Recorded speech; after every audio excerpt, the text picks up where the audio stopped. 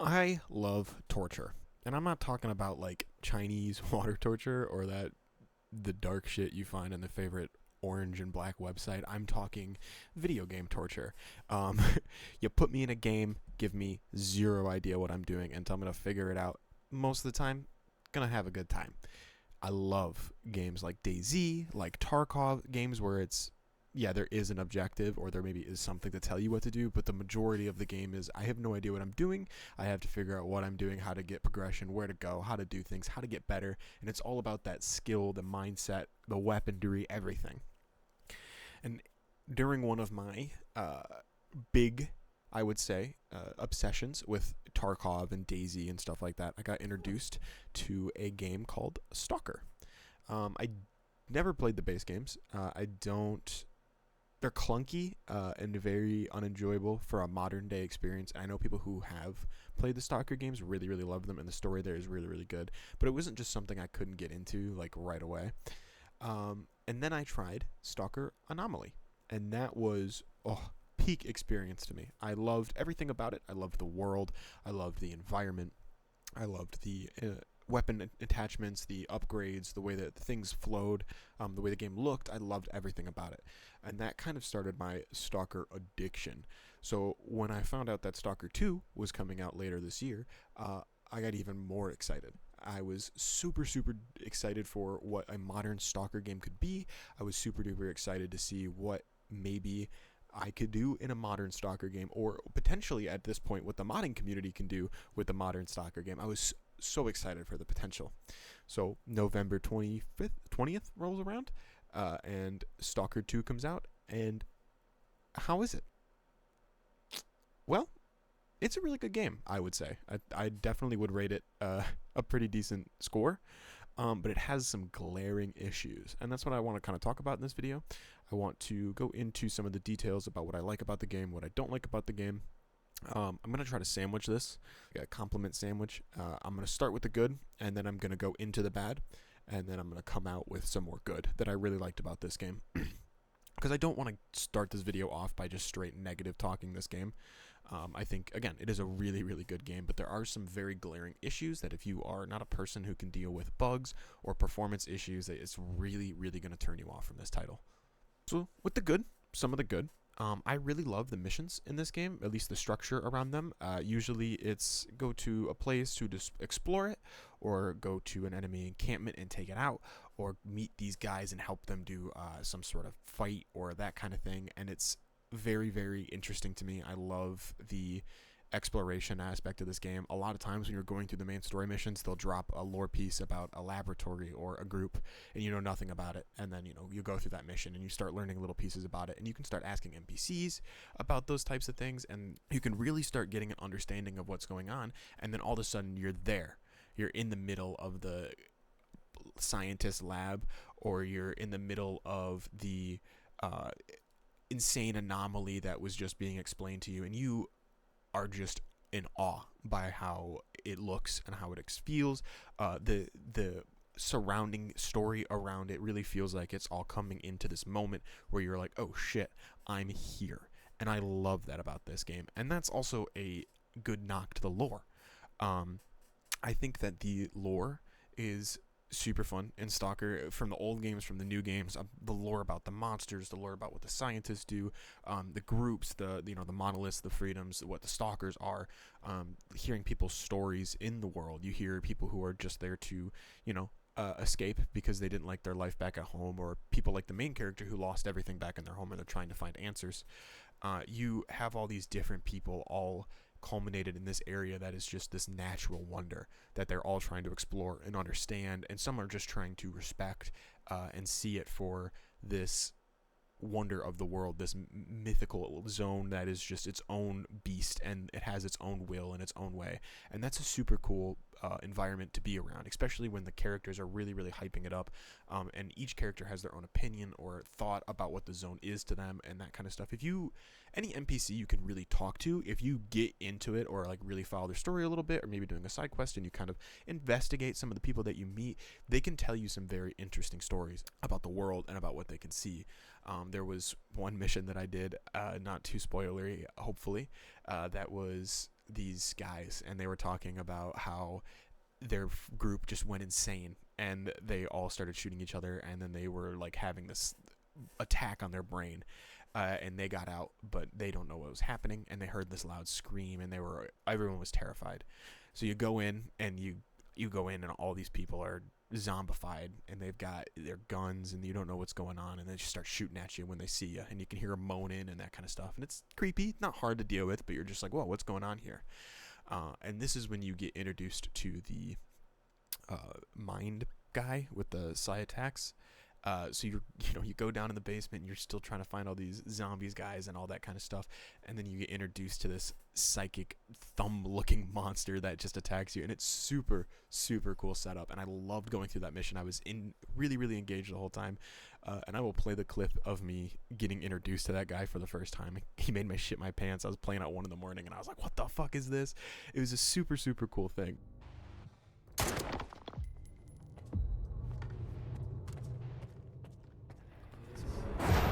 What the fuck is that? What the fuck is that? What the fuck is that? No, no, no, no, no, no, no, no, no, no, no, no, no, no, no.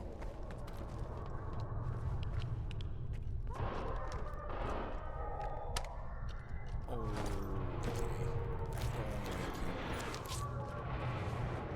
I don't like it. Sidewalker, sidewalker, sidewalker.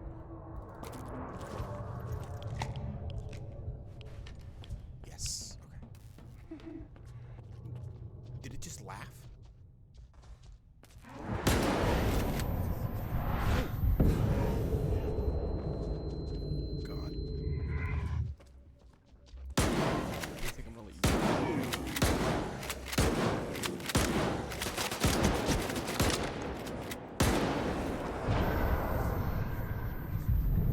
Stop it.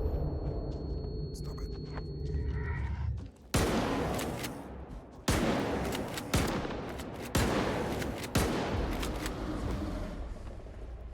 The controller. What the fuck? Want to talk a little bit about the bad now, too? Performance is really, really bad in this game. It's very doo-doo. Frame rate is going to be a huge problem for anybody who plays this game, I think. I've seen videos of people with, 4090s and stuff like that getting really, really good frame rate, and that's great, but, the average person can't afford a top-of-the-line graphics card. I have a 3070 Ti in an i9, and I was running the game at medium settings and ultra performance, and on the best areas I was probably getting 80 frames, but on average I would say I was probably getting 40, and at the worst times I was getting like 10 to 12. It got really bad, especially in social spaces, anywhere where you're in like a big zone. There was the ward safe space that you eventually unlock. I have a huge problem in there. I can't even when I'm not like streaming to Discord or recording gameplay or anything like that, it's still really, really bad frame rate. So that's just a huge, huge issue. And another thing that's a huge issue is a lot of pop-in. The trees will pop in from here and there. Things will just like randomly show up. Enemies will show up. I will put a clip up while I'm talking about this. I have one where I'm doing this mission over and over again, and I've been kind of stuck on it. And I had learned that there's an enemy that spawns by the door by me, and it won't spawn unless I look away if I'm looking in that area. So I would run up to that door, and I was like quickly looking at the wall and looking back and trying to get the enemy to spawn in and stuff like that. It was just weird things like that where the AI is definitely not the most fine-tuned, and the spawning points and stuff like that for the AI and the monsters is a little bad. It can be not frustrating, but just like confusing at some points. And in that same mission, I didn't have or happen to get a clip of it while I was recording that run of it. But I was getting enemies just shooting me through boxes and pillars. There's a concrete pillar in a box that I was sitting at a lot. And there was a couple of times where I noticed the bullets were just going straight through the box and the pillar and hitting me, and I couldn't even see the enemy on the other side of the box. So it was fucking annoying. It was super, super annoying to kind of have to deal with that, because it was just causing bleed and health things that I just shouldn't have to deal with, because I'm in cover. But I got through it. What are you gonna do? The AI is again just super weird. I don't love it. But sometimes when it's working, it's enjoyable. It definitely when you're like crouching through areas and trying to take people out in silence and stuff like that. That's a super fun thing that the enemies don't realize, and I love that. The game crashes a fuck ton. I probably have on average 2 to 3 crashes per play session. I have a lot of hard crashes and I have a lot of soft locks on my saves. Just having to repeat missions over again because of the game's fault is annoying, because maybe it sets my save back 4 or 5 minutes because there wasn't an autosave in the middle of the mission or something, and then I have to go do that whole section again. It's just frustrating when it happens multiple times in a row, and on top of that, I have to sit through the compiling shaders every single time the game crashes, which takes probably 4 to 5 minutes for it to actually go, and it's insane how long that takes. I have the game downloaded on SSD. It should be fine. I don't really have that many problems with other games when it comes to that, but every time I launch the game, I have to compile shaders, and every time I compile shaders, it takes forever. One of my least favorite things that has to be in modern video games right now. On top of that, in a lot of the bigger areas, there's about 5 buildings I've noticed it in terms of like the 70 or 80 I've been in. Their textures on the wall will just like start glitching in and out, phasing through each other and stuff like that, and I can see multiple different colors and the walls kind of being fucked up. So it's really weird. I don't like that. And money in this game. This is not a performance issue. This is just a complaint. Money in this game is so hard to get. Like artifacts hunting is probably the best way to go.